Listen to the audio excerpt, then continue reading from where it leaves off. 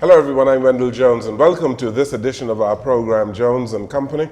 On this program we examine the national issues of the Bahamas, and for the last several weeks we have been talking about the economy, we've been talking about the atmosphere in our country post the elections of May 10th, 2017. Our special guest on the program today is an outstanding businessman in our country, and he is a role model entrepreneur in the Bahamas. We're talking about the chairman of Sunshine Holdings in our country, Sir Franklyn Wilson. He has been on our program on a number of occasions, and every time he comes on the program, we talk about a number of issues, and it's a delight to have him here again today. So Franklyn, welcome to the program. Thank you very much. Godfrey, nice to see you.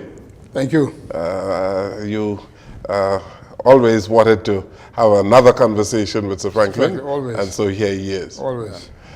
We haven't spoken on air since the last general elections, and most Bahamians know that you were a supporter of the Progressive Liberal Party for all of your life. Absolutely. And so I believe you might have been disappointed. Well, truthfully, yes, disappointed, but I truthfully expected that the PLP would lose. I thought we would lose, but I never dreamt it would be so complete. Wow, when did you come to the realization that you would lose? Truthfully, from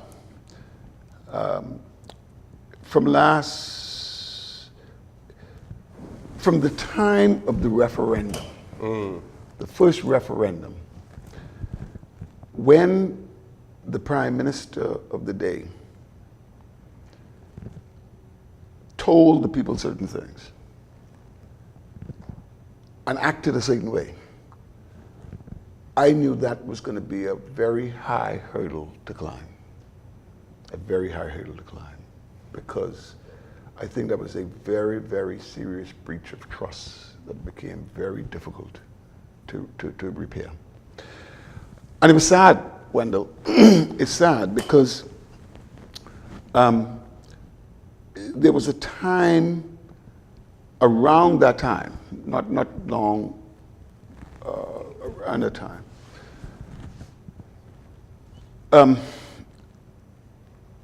my wife and I hosted a dinner party for very, very senior management of one of the major banks in the country, with people from head office. Sean McQueenie was there, and a number of other people. At that point, their assessment was Perry Christie was the best prime minister in the Caribbean. That was their assessment. Perry Christie was the best prime minister in the Caribbean, okay? In fact, they were so positive about Christie that my son, who was there, said to them, he said, you know, if you folks keep this up, my father, who is chairman of the finance committee of the party, will pull out the hat and start passing it around. That's how high they were. And their point was, Christie was dealing with the big issues. They saw so many strengths in him that he was, in their view, the best prime minister in the Caribbean. And they talked about the big issues, including tackling the gambling issue, including fiscal reform, including trying to diversify the economy in ways that had never really been attempted, through BAMSI, through Carnival. They saw him as really doing big things.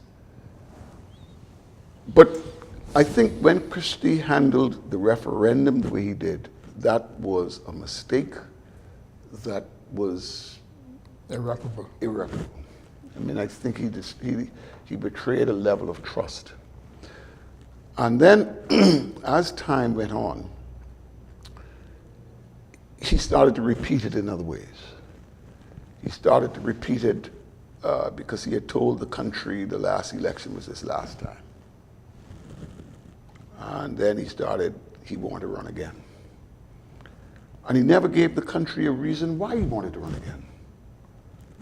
And when he did give the country a reason why he wanted to run again, it was just too self-centered.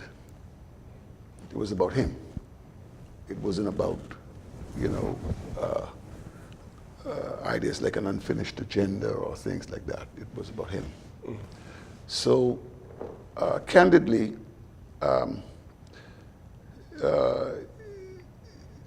make it clear. I mean, sometimes you do things where I won't go into details, but suffice it to say that Mr. Christie and I had a number of conversations.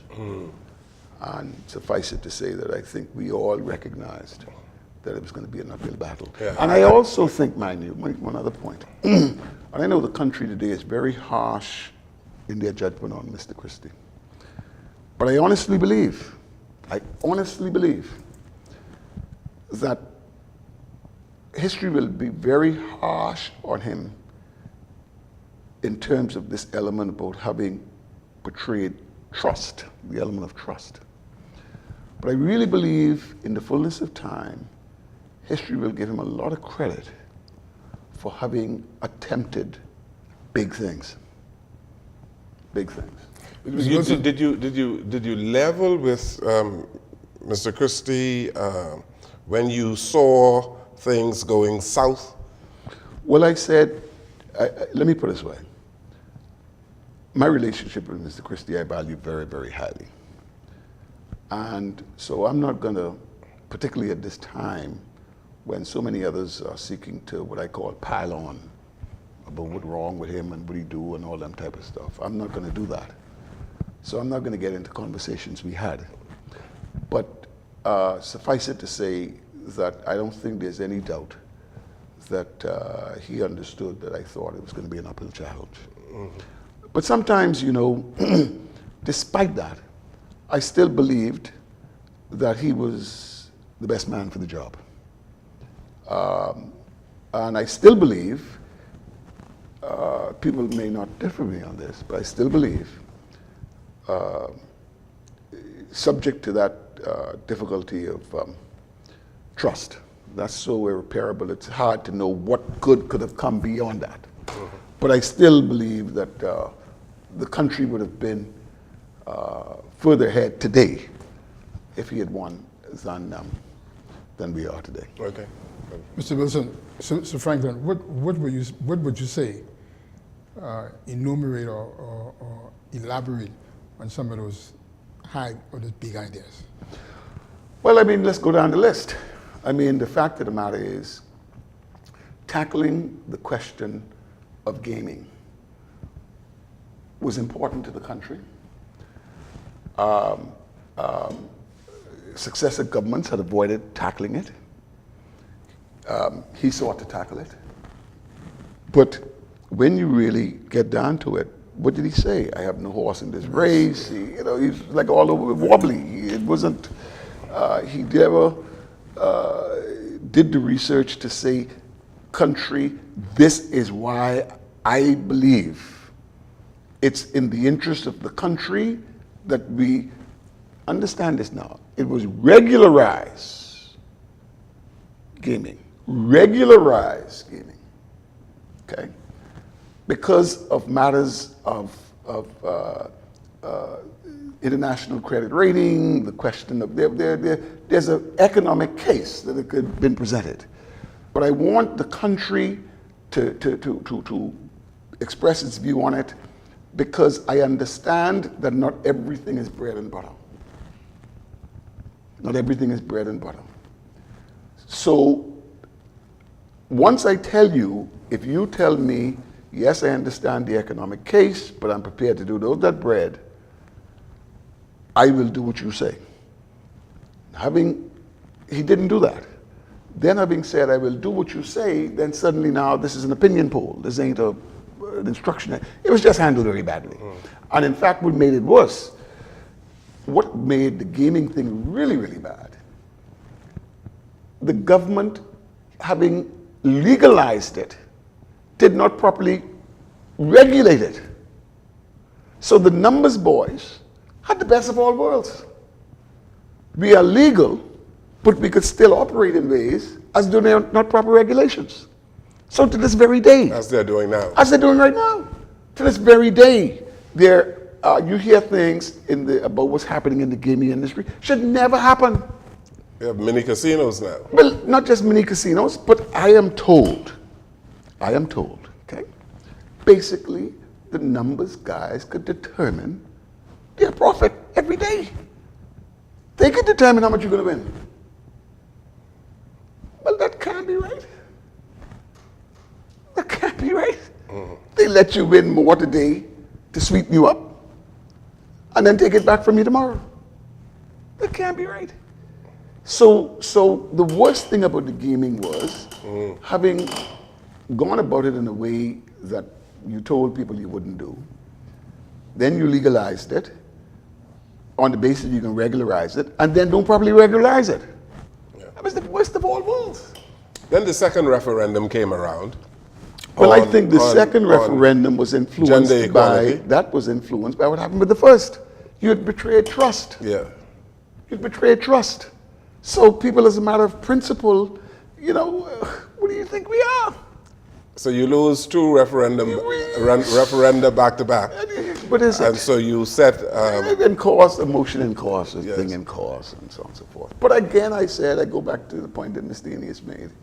I honestly believe that history will be kind to Mr. Christie in terms of the fact that he tried to do big things. Mm-hmm. See, the fact of the matter is, the BAMSI thing, Godfrey. I went down to BAMSI late in the term. I don't think the country really understood what BAMSI was. When I went to see BAMSI, I said, what? This is a country where I had seen the statistics about what had been happening with the decline of agriculture.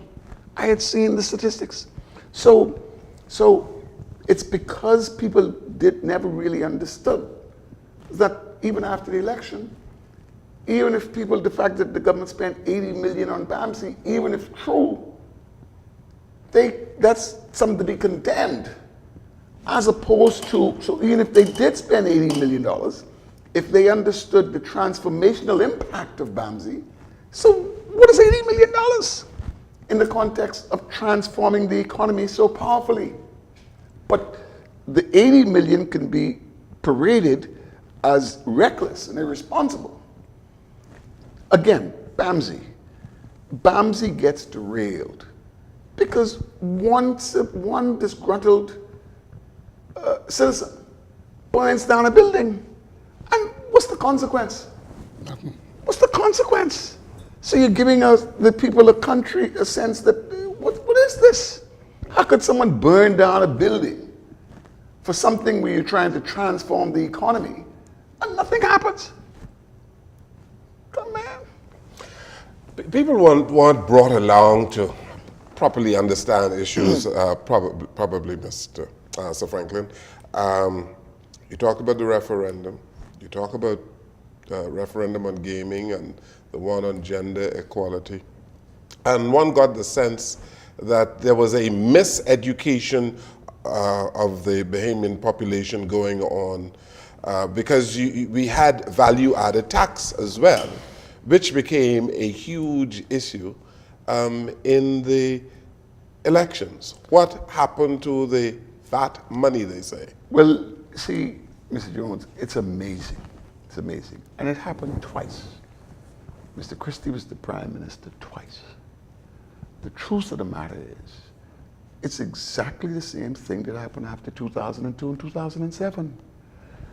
2002 and 2007, history will record that was like the best 5-year period we had in this country for a long time. That was a great period. So much so, Mr. Jones, late in the game, I personally prepared a sort of like a report card, a question in a question answer format, trying to explain my view of what happened. I sent that to a senior partner of to a number of people, including the senior partner of one of the large law firms.